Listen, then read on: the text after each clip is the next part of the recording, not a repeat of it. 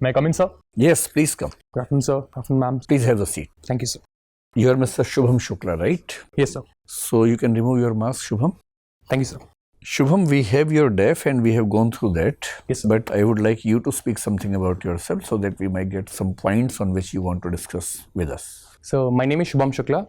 I've done my schooling from Kolkata and I graduated from BITS Pilani in manufacturing engineering in 2018. After that, I worked as a faculty of chemistry at a private coaching institution for a period of 6 months, following which I resigned from my job and I've been preparing for this examination since then. So why did you resign from the job in 6 months only? Does it tell something about your personality? So the reason why I resigned from my job was the fact that I wasn't able to do justice to it. I was a faculty of chemistry and at the same time I was attempting this UPSC examinations with chemistry as my optional. Okay. So I had thought of hitting two birds with one stone, but due to very poor performance in the optional, the stone fell flat on my face. Okay. And that's why I took this decision of quitting this job. So why did you quit the optional subject? I mean, you could have worked hard on that again. So I gave another attempt at this examination, the mains, and I had a very small improvement in my scores. And then it dawned upon me that I need to actually change my optional because this is something that I'm not able to do very well with. And hence I jumped over to Pol Science and IR. Chemistry is a science and political science is also a science. What is science common in these two subjects? How are they put in the same category of sciences? So the biggest reason why these two subjects are categorized as science as such is the fact that there has been instances in these subjects wherein the theories have been postulated, implemented, and then test checked. There has been a certain level of back checking or fact checking in these theories, which has given it, which is what science stands for, sir. Any example in political science, what you are saying? So the behavioralism theory, sir. For example, like we have this postulates of behavioralism wherein it has been implemented and then it has been fact checked.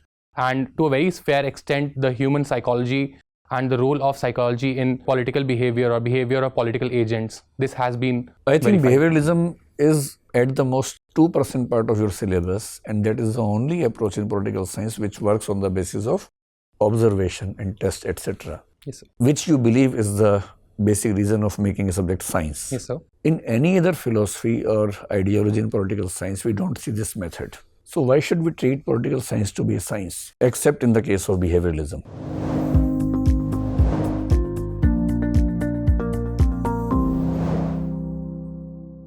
So there are other aspects of the subject wherein science as a tool has been used, like a scientific tools, for example. So if we're talking about voter behavior, electoral behavior, so we are using statistiology, we are using advanced data analytics, and then we are also factoring in the role of human behavior. What is psephology? So psephology is the study of elections and electoral behavior, sir. Okay. Do you think in the recent times the democracy is not based on people's choices, but it has become a device in which some data analysts and psychologists decide who will win and how to make that party win, and it's no more a democracy? So I am of the opinion that there has been an increasing role of data science and data analysts in elections and the electoral process. But at the same time, it is people at the ground level who exercise their rational choice in electing the representatives and casting their vote. And more often than not, the electoral experts have been proven wrong by the voting behavior and the voting preferences of the people. Do you believe people use rational choices in the elections? And how rational are they? I mean, if we have to put some proportion or the percentage in their choices of rationality, yes, sir, and of irrationality, what percentage of rationality is visible in the electoral behavior in India? So for a country like India, I would say there is a fair mix of rationality as well as fair mix of the traditional or the irrationality in behavior, sir. So I would actually split it down in the middle, 50-50. But I see this trend of the increasing rationality in voting pattern being on a upward scale, on a positive side, sir. So you are not worried about the use of data analytics in the election process? No, sir. Data analytics as a tool is very important given the fact that it will help political parties plan elections better. It will help understand why a party is performing well and what all has been the cause of a performance. Why do we call Kautilya and Machiavelli to be very same thinkers? What are the similarities between the two? So the crux of similarity lies in the fact that both of them are realist scholars. They placed national interest at the supremacy of everything, and they were of the opinion that in the geopolitical arena is an arena of conflict, wherein to survive, an organic state as an organic entity must be very wary and must be ready to expand itself, sir. What is realism and idealism in international politics? And where do you put India on this continuum? So realism is an ideology or a theory wherein it's believed that states act on the international area based on the national interests. Whereas idealism, on the contrary to it, is like the states have a super idealistic position wherein national interest is a part, but not the only, but not the major part of their dealings in the international arena. Can we say from Nehru to Modi, the journey of the IR or international policies is the journey from idealism to realism? To a very fair extent, so we can say that our journey since the past 70 years has been a journey from idealism to realism. But at the same time, we haven't sacrificed idealism at the cost of realism. So, what is the difference between retributive justice and distributive justice as per Aristotle? I'm sorry, sir, I'm unable to recall. And what is the difference between the procedural justice and the substantive justice? So in the simplest terms, procedural justice would talk about justice being according to the procedures or at the macro level, sir. Whereas in terms of substantive justice, we see real case justice or on the ground justice that we see around it. So Are this you would sure be, about it? It's an approximate guess, sir, that I have taken. What is the exact difference between negative equality and positive equality? So when we're talking about negative equality, we are talking the complete absence of state from in the insurance of equality of citizens, sir. Whereas in terms of positive equality, we say that state plays an important role in ensuring equality persists in the society. Perfect, sir. Thank you, sir. Okay. Shubham. Sir. Shubham, you're coming from West Bengal. Yes, sir. If you look at history, 1905, when the division of Bengal took place, Yes, sir. the entire country was up in arms. Yes, sir. And in fact, it led to the rise of nationalism to the extent that finally this Indian national movement resulted in Indian freedom. Yes, sir. But post-independence, when we see similar kind of divisions, for example, in 1966, when Haryana and Punjab were two states were formed, the division of Punjab, nothing of this sort happened. Or recent, where the Kashmir is divided into, and again the similar administrative regions were given, but we, as a political scientist, you can understand there are other regions similar to the Yes, sir. division of Bengal. Yes, sir. Do you believe that we have become lesser tolerant after independence? Tolerance is a virtue that has existed in our society, in our systems since a very long period of time. And about the partition of states, so I'm of the opinion that the partition of 1905 of Bengal was protested, and the subsequent partitions post-independent while creating new states has not been protested, because the fact that the partition post-independence was something that was demanded by the people, and the governments to a very fair extent acted on it. Will that applicable to Kashmir? Not entirely, sir, but then it was more of a setup that was in progress, sir. And at the same time, administrative necessity was also. That was the reason given for the division of Bengal as well. But then, sir, the ulterior motives of British by dividing Bengal was something that was aimed at weakening the solidarity of the national movement, sir. But Indian government does not have any such ulterior motives with respect to Kashmir. When it comes to West Bengal, recently there have been many questions regarding the federalism, the center-state relationships. Yes, sir. Can you just give me an account of history of federalism post-independence in India, right from the beginning of the constitution to present time?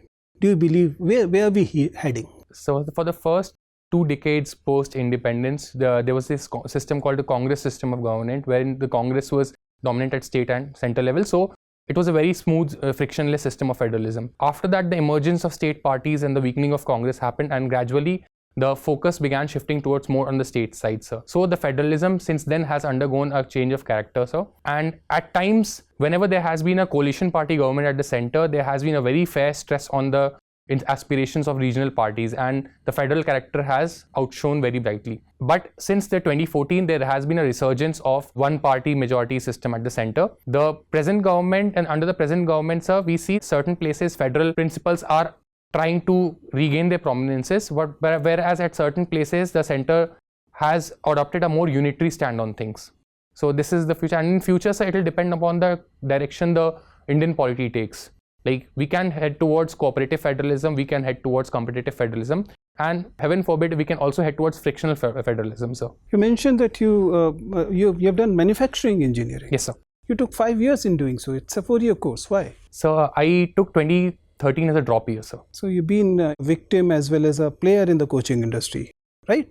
I wouldn't say that, sir, but yes, I was associated with the coaching industry, sir. Manufacturing engineering was your parent discipline. Yes, Tell sir. me, what are the waste reduction techniques adopted in any manufacturing unit? So can I ask a clarifying question? The idea is that in any manufacturing unit, obviously our stress is to reduce waste. Yes, sir. What are the techniques generally adopted in a mechanical manufacturing industry? So there are certain techniques that I would like to outline. The first would be the use of lean principles of lean manufacturing. The other would be the use of Six Sigma techniques. The third would be other Japanese techniques like Poka-yoke or error proofing, what we call. And then there's this modern emphasis on JIT manufacturing or the just-in-time manufacturing. Apart from that, there are process-specific manufacturing waste elimination techniques.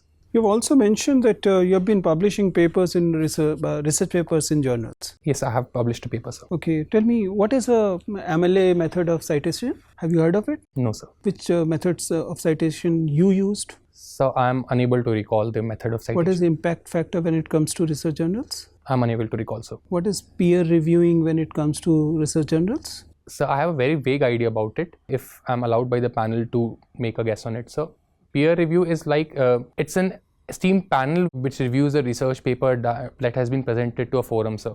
So this is what I know of peer review, sir. Okay, you can look at it once again. Yes, sir, will do. You have also mentioned that you like football. Yes, sir. Okay, and you're an engineer. Tell me, how many hexagon and pentagons are there in a football?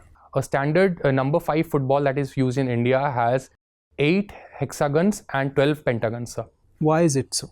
So it is because of the stitching, so that the maximum surface area can be covered without leaving the gaps, sir. But when it comes to, say, the honeybee, it uses only hexagon. Why do we use pentagon in addition to hexagons? You're an engineer, you understand that the honeybee hexagon Yes, is sir. Yes, the sir. most universal, natural formation. Yes, sir. But why do we need to have pentagon in the football? Sir, I'm not sure about the reason, sir. No problem. So, Thank you, sir. Shubham, So, you're a student of political science. I've got some interesting questions for you. sir. What's the conceptual difference between the first gentleman of India and the first citizen of India? So I am not aware about the first gentleman of India, but usually the president of India is considered as the first citizen of India. And who is considered the second lady of India? I am not aware about it, sir. And by the way, who is considered the first lady of India? The wife of the president. Like to make a guess about second lady? No, sir. I wouldn't like to. Fine. Have you heard about this institution which is working in India nowadays for a few years? JIM, J-I-M. No, sir. I haven't heard about it. This is Japan-India Institute for Manufacturing. Thank you. Read about it. Don't know anything No, about sir. it? I'm sorry, sir. Okay, this is for skill development of Japanese style, which you are talking about. Okay, you come from East Motihari district, Raxaul. You were born perhaps. I was born in Raxaul, sir. I natively come from Balia, Eastern UP. So, what connection you have with Raxaul? Why you were born there? That means, do you have some relatives there? Yes, sir. Like my father was posted in Nepal, and it was at the time of my birth, like my parents moved to Raxaul, sir. Okay, your father is in which profession? He's a government servant, sir. Okay, so that's interesting. Indo-Nepal relationship is quite important for the economy and culture of UP and Bihar and Bengal also. Yes, sir. And you are connected to Bihar as well as Bengal, and you are a student of political science. In recent years, some experts are making allegations, which is based on some facts also, that the government sitting in Delhi are not sensitive to maintaining a very friendly relationship with Nepal, and this is jeopardizing not only the economy of Japan but also the neighboring economies of Bihar, UP and Bengal. So based on a very rudimentary analysis, I would say that it's more of a problem from the side of Nepal than the side of the government of India. So India and Nepal, and just like the other countries, share a relationship which is very much dependent on the party in power in Nepal. For example, so if we have Nepali Congress in power, the general perception and the general direction of flow is towards India. But in the case of the Communist Party of Nepal, the direction is towards China. So it is less of an Indian fault and more of a fault of the Nepalese side. And in the recent few years, especially since the very recent visit of the Honorable PM of Nepal, we see an uptick in the relationship towards Nepal. But you know that we follow the Panchshil principle that we are not bothered about internal affairs of any country. Yes, whichever ideology and whichever party is ruling there, yes, sir. we maintain our relationship. Myanmar is having military rule. We don't have any objection to that. We are maintaining diplomatic relationship. So if there is some ideological change in the politics of Nepal, let's say communists have taken into control, why should we shy away from maintaining good relations with that government? So India as a country follows the principles of Panchsheel, and we have not shied away from maintaining good relations with Nepal. There have been a couple of ups and downs in our relationship with Nepal, but our approach towards Nepal has been very much on a forward-looking basis. But it is on the Nepal side that things haven't been that good. Like the Nepalese government under the previous Communist Party was more inclined on working with China, the increase in China investment and the use of Chinese languages in schools of Nepal. So this is something that points to a pro-China bias of the... Should we share some blame for that also, that we have not been able to win their confidence and so they had to move towards China? So we can take a part of the blame, sir, because there has been some issues from our end as well. Like we haven't had a very reciprocatory relationship. Which diplomatic mistakes we have committed in Nepal in last 2 decades? Sorry, sir, I couldn't Which get your diplomatic mistakes we have committed? One was a larger perception in Nepal that the royal family members were killed with some kind of association with Indian establishment. Yes, sir. That's a popular perception which may not be correct. Yes, sir. Apart from this, what other mistakes are from Nepalese civil society point of view India is committed? So I'm unaware about the official government stand on this, but as someone who has a couple of friends from Nepal, there's this general perception that India does not hold Nepal at the same playing field or at the same level of ties. For example, sir, around 2013-14, we signed a couple of agreements with Nepal. One of them was in hydroelectric power. The Nepali side has had its prime minister, whereas the India was represented by a senior bureaucrat. So it wasn't on an equal footing and this was very much in news during those days, sir. Naturally, this is offending. Yes, sir. These are a couple of areas that we can work on. It's an innocent mistake, but then again a mistake nevertheless, sir. In diplomacy, no mistakes are innocent. Everything is designed. I'm unaware about it, sir. Okay. Thank you, Shubham. Thank you, sir. Shubham. Yes, ma'am. You must have read today's newspaper. Ma'am, I couldn't complete today's news. I started. Give me 3 major news of today's newspaper. If not today's, then yesterday's. Ma'am, the first news is a major sports news wherein Kerala and West Bengal will be facing off in Santosh Trophy final to be held in Malappuram, Kerala. The other would be the visit of PM Modi to 3-day visit to Europe, and he has landed in Germany. And the third would be the record GST collections are at 1.68 lakh crore rupees. Coming to your state, what is the sex ratio of West Bengal? Ma'am, I'm unaware about the exact figure. GSDP? Ma'am, I'm unaware. Unemployment ratio of your state? Ma'am, I remember reading it, but I cannot recall right now. Okay. What are the issues women face in your state? Give me any 3 major issues. Can I take a couple of seconds to think about it? Yes, please. Ma'am, the first issue that the state women of West Bengal have been facing is the scheme of political violence that has disproportionately hurt the women, especially with the very recent killings in Birbhum. The second would be high prevalence of anemia and waterborne diseases. And the third would be relatively low rate of female labor force participation that women have had. What are the reasons of low labor force participation? Ma'am, a couple of reasons that I can recall are as follows.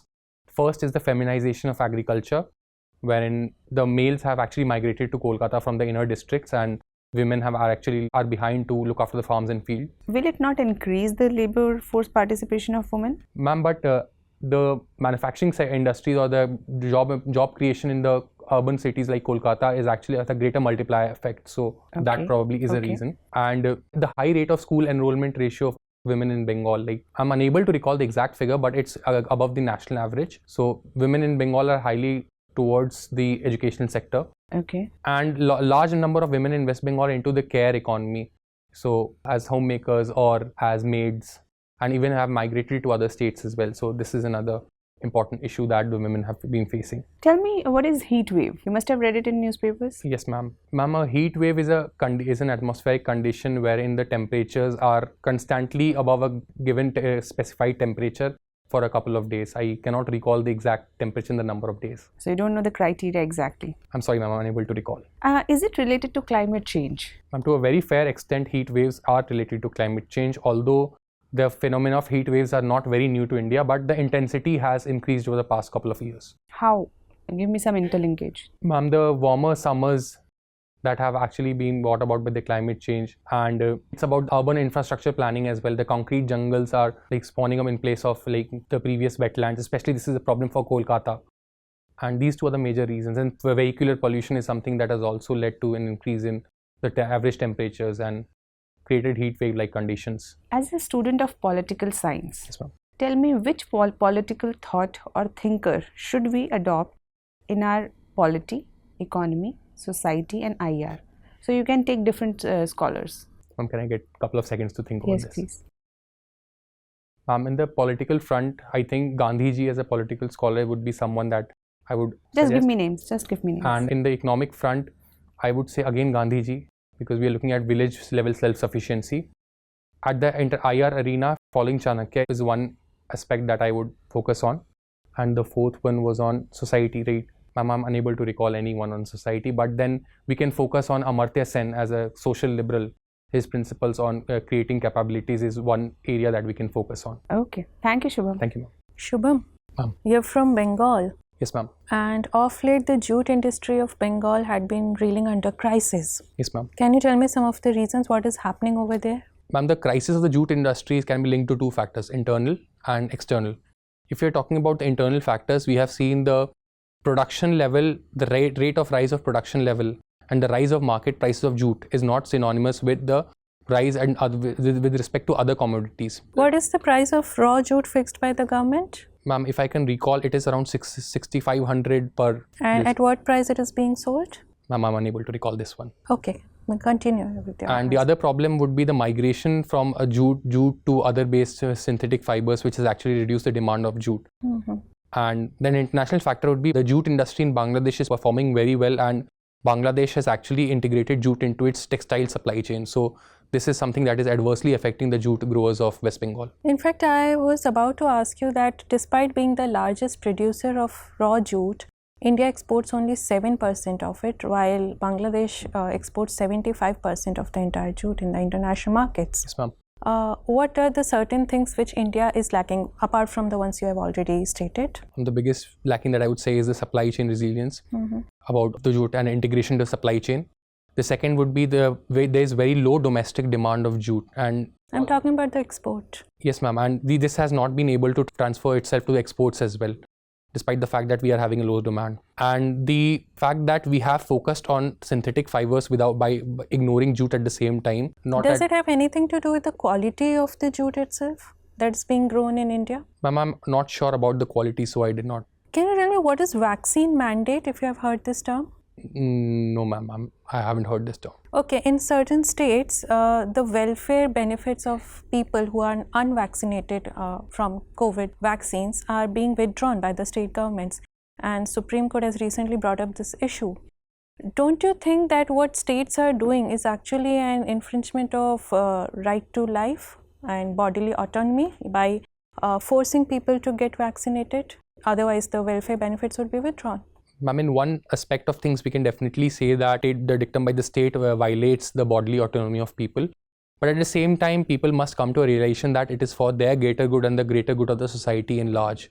So if such an activity incentivizes people to take up vaccines, this should be something that can be encouraged. This is not even incentivizing, this is punishing. Ma'am, but then punishment often Maybe acts as a negative. incentivizing would have helped. Yes, ma'am, but then the government has tried to provide certificates to people. Like India is the only country that is providing vaccination certificates, and then is that an incentive good enough for the rural people who actually are struggling with the basic needs? No, ma'am, not really. But then people must be made self-aware that for the fact that if it is not just about you, if it's about the greater community good as well. So people must be aware that such a thing should be encouraged rather than fighting for it. And government at the same time could have taken a less hostile approach to it. Right.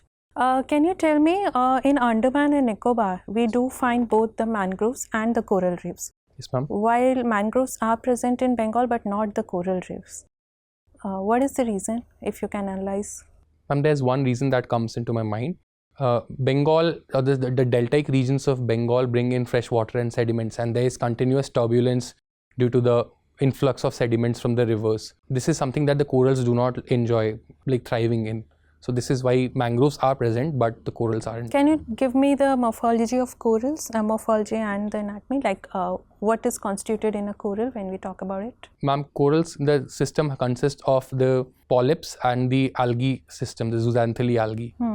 And the other associated species would be the various marine species around it, like the fish. And when it's when we are talking about coral bleaching, what exactly is being bleached in it? Ma'am, the expulsion of the zooxanthellae algae, which causes the coral to lose its color, and the polyps lose their source of nutrients, due to which they die out.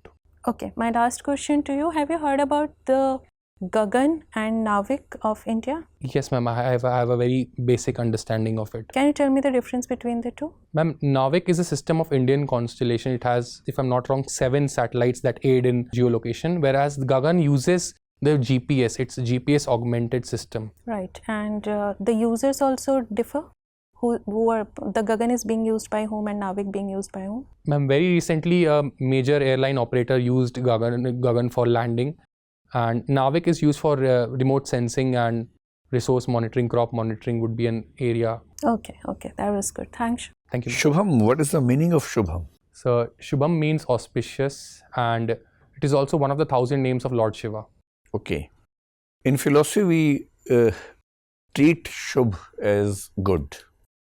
And you have been a student of political science. Can you tell me what was the idea of good in Plato's political thoughts? Okay, what is good governance? And how is it different from ethical and smart governance? So good governance is a system of governance which factors in the requirements and the aspirations of people without leaving anyone behind as such. And when we are talking about ethical governance, we are talking about a system of governance which follows the principles of ethics and is not unethical in its dealings. So are they synonyms or they are different from each other? So they have a very, as far as my knowledge goes, they have a very strong sense of overlap between the two. And what is smart governance? So I'm not entirely sure about it, but if allowed to make a guess, I would. Yeah, please go ahead. Smart governance would actually imply the usage of technology, usage of technology-induced factors, and the general sense of governance model which focuses on the realities of present as well as the aspirations of the future. In political thoughts, there are some philosophers who believe state should not exist. We call them anarchists, okay? Whereas some other believe that state is the instrument that makes the man a man. Yes, sir. Why are they so different and contrary to each other? Can you name some philosophers and give their perspectives? I mean, you can take Hegel or maybe Rousseau in one side, and you can take Marx and Gandhi on the other side. And just tell me why they have such ideas about the state. So different ideas about state stem from the difference in the personal experiences that these people have had. For example, sir, for Gandhi, state symbolized the Western state, which was an instrument of oppression. For Marx, it was a system of capitalistic exploitation. Whereas for others have viewed state as a positive enabler or a precondition to good living, sir. For example, Rousseau, if you talk about Rousseau talks about a system of general will, wherein people come together, they form state, and the general will is the foundation on which the state exists. And it categorizes and it ensures that the state are in a state, or the state helps citizens grow. Gandhi and Marx are supposed to be contrary to each other in many thoughts. What are the similarities between the two? So they both believed in a system of a stateless society, and they both believed in an innate power of men and communities as units of governance. Good. And they both had a very similar view on the capitalist exploitation by nations. Like, so Shubham, thank you. We had a good discussion with you. Your interview is over. You can go now. Thank you, sir. Thank you, sir. Thank you, ma'am.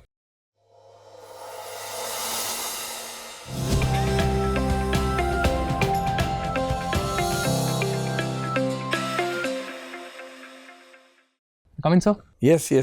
Thank you, sir. So Shubham, sit down. Thank you, sir.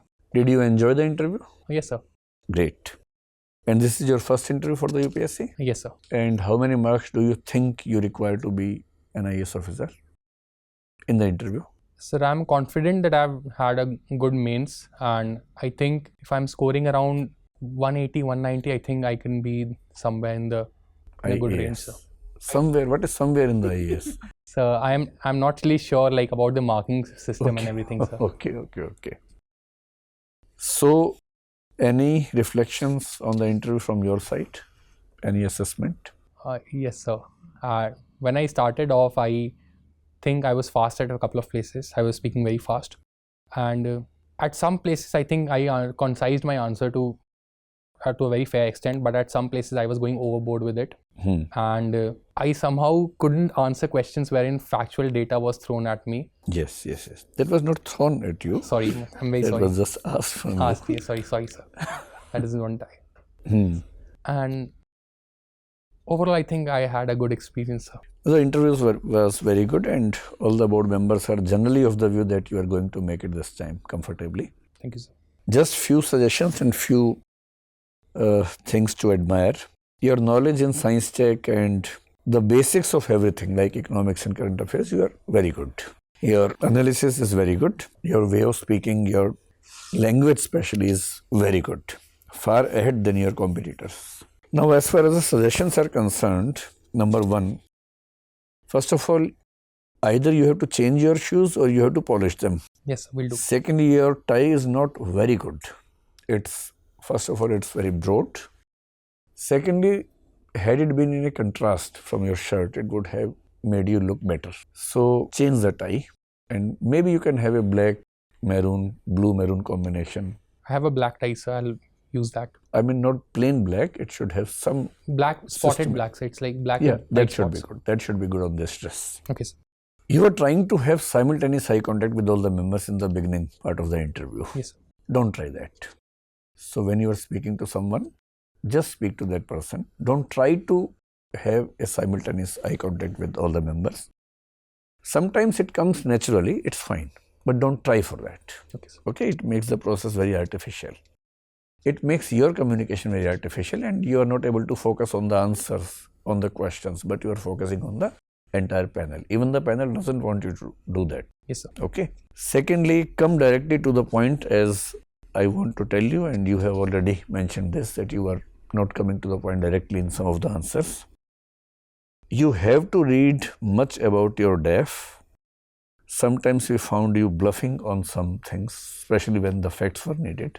When you are talking about Nepal, you have to remember that you are talking with a panel for Indian civil services. Yes, sir. I hope you understand that. Yes, sir. So, although you gave some disclaimers that I don't know the stand of the government of India, but on the basis of couple of friends in Nepal, the perception is this and this. So the disclaimer was good, but still try to be, yes, sir. Try to speak on behalf of the country, not on behalf of other countries when we are talking about a clash between two countries in which we are one party. Yes. Rest everything is very good. Your expression, your language is especially very good, which I think I should mention. And we believe you are going to get required marks to get into IAS without any trouble. Yes, sir. You have any questions? In PSIR, especially I found you very good, especially in the questions I asked you in the end. You are very good. Only one question you were not able to answer, that was retributive justice and distributive justice, but that is fine. You always have some questions which you won't be able to answer in the interview panel. Sir, I knew that question, but I wasn't, like, as you mentioned, from the perspective of Aristotle. Aristotle is the only person who discussed this. I have a he basic was the idea first person who discussed that. I have a basic idea of what retributive and distributive are, but then I got confused by Aristotle. So whatever you could have answered in that question, that was Aristotle's answer. Okay, because sir. He only gave this idea. Okay, sir. Okay. So all the best. If you have any question, please ask. I do have a couple of questions, couple of general questions, like, at any point in the interview, did I feel aggressive or informal, sir? You were on the verge of looking aggressive, but you didn't.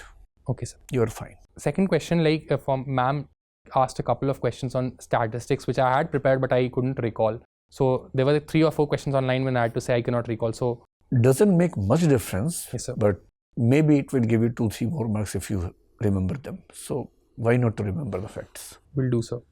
And sir, about your question about the citations, I do not really remember because this paper was presented in 2016. I am done. You can look at it. It's going to take 10 minutes. What should I exactly look for, sir? What are the methods of writing? Then you'll get everything. But these are the citation methods actually. MLA is a format in which you write the footnotes and the endnotes and the things like that. And similarly, the impact factor is the citation index. I mean, how important a particular paper is, it's or a particular journal is. What is the impact of it? So how many times it's been cited? On the basis of that, this index is calculated. You can look at it. It's not going to take more than 10 minutes. Okay. And one question sir asked about like what India has been doing wrong with Nepal. So sir, is it all right to point out a flaw on the part of the government? In general, you should not. And even if you have to tell this is not my idea, but I have read in some books, in some international magazines, that this is something they say, not from your perspective. And one last question, like I have around 15 days to my interview. What should I be preparing on pol science in the next coming days? Pol science and IR. In pol science, we asked you a lot of questions and you were able to answer all the questions. So I do not see any area specifically. Maybe some area which we missed and you are weak at. Maybe you have to find it out. I think you need to work more on the DEF. Okay, sir. Especially Bengal, especially Nepal, and less on political science. Okay, sir. Probably this is everything. Yeah. Thank you so much, sir. Thank you, sir. Thank you, ma'am.